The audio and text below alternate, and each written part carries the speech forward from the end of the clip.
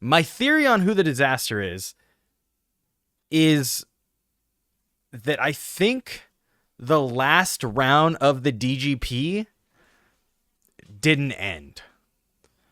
I think that we're still in that game, and all of this change and everything was to distract us from still being in that game. And I think the two, Lopo and Nudge Sparrow, I think they're both Dezastars, or they're just both, maybe not staff members, but like pawns,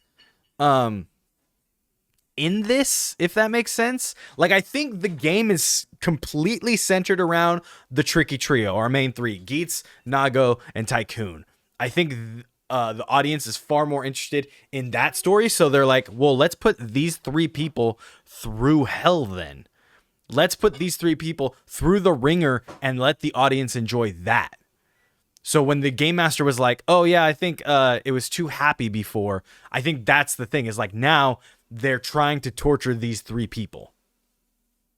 So I think the Dezastar is both Nudge Sparrow and Nago, or not Nago, Lopo, or like you guys are saying, there might be no Dezastar, but I think that's like the easiest way to go about it. I think the more interesting way is to be like, they're both Dezastars and they're not really playing the game. The game is all exactly, this is the bad place. The game is all based around these three players that were left because the last DGP didn't end, whether it be because the DGP has to end and you have to get a wish and a winner and a desired deity, or they were just very interested on these three players. I think that the last round is not over, and it's solely based on our main three Tricky Trio. And the point of it is to break them up. I think like Nudge Sparrow's point was to cast out, whereas Lopo's point is to like gain trust. And now when they point to her, Nago's going to be like, no, this girl is like a sister to me.